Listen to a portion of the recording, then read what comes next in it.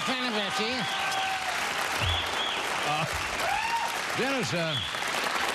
Dennis Hopper is here tonight. He's one hell of a good actor. A lot of people thought that Dennis would kind of just burn out and fade away. In truth, he's one of the busiest actors in town, and he seems to go from one critically acclaimed role to another. Would you welcome, please, Dennis Hopper?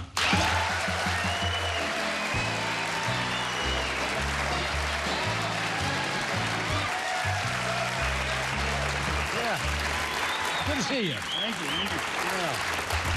We haven't really had a chance to talk. I'm a great admirer of yours. You did a thing that was just on a week ago called Doublecrossed, where you played Barry Seal, who at one time was a drug runner in and out of countries, and then turned informant for the government, right? Yeah. Fascinating role, all based on...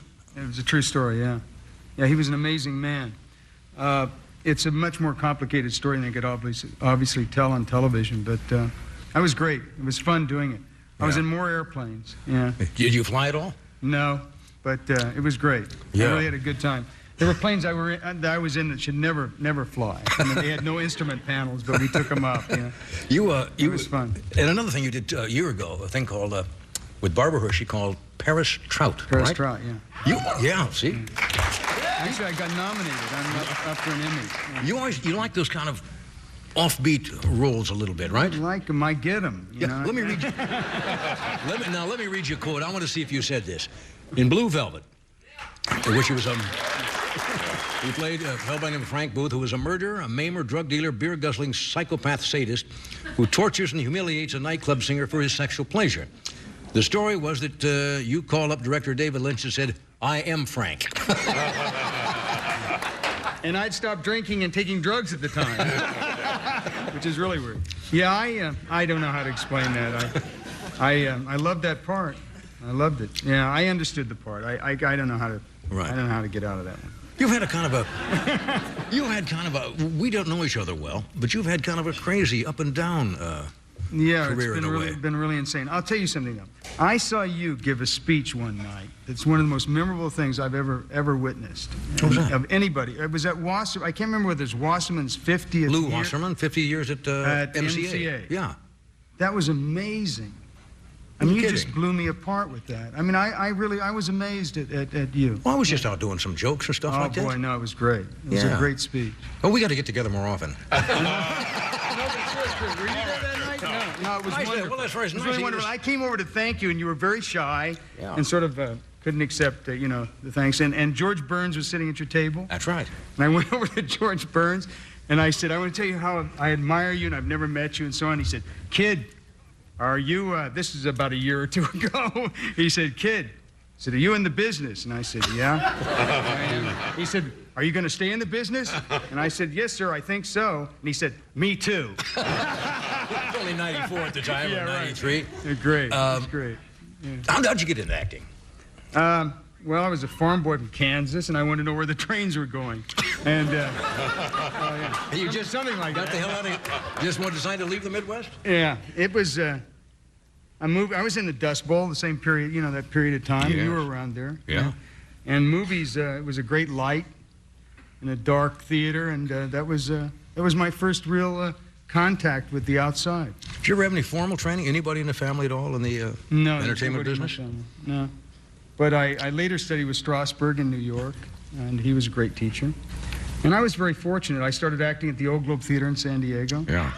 And doing Shakespeare there, and then I came up here and went into contract with Warner Brothers when I was 18, did Rebel Without a Cause and Giant. Yeah. With James Dean, and then he died. Then I went to New York and studied for 5 years at Strasberg. And that's what the in so-called method acting is. Yeah, method, I guess. Yeah. I think a lot of people have a misconception of that. I'm not sure exactly. Well, method is just a way of working, Yeah. And you use it if you get in trouble.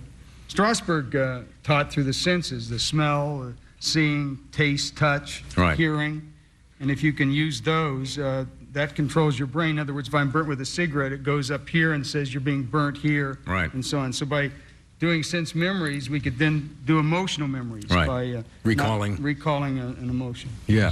George Burns, I remember one night when I think he'd just done Oh God or something, talking about acting. Yeah, and Burns said, he says, it's quite easy. He said, if you're out in the hall and you knock on the door and somebody says, come in, and you don't go in, he says, you're a bad actor. There you go. He said, you respond to what you respond to what the person is saying, and rather than waiting for your next line, right? Absolutely. Now you did it. When was Easy Rider?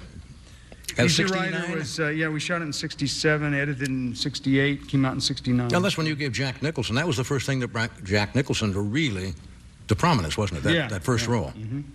Yeah. Does he ever thank you for that? Well, he takes me to the Laker games, occasionally, which I want to stay with that, that's all. I haven't worked with him since, but Jack's great. Yeah. Jack's a terrific guy. He's a great storyteller, and he's a wonderful man. He's having another baby. That's what I read the other day. Good for him. Yeah, he's a good guy. Yeah. Now you took this picture, right? Yeah, it's Sean. Yeah. Now, Sean Penn. Yeah.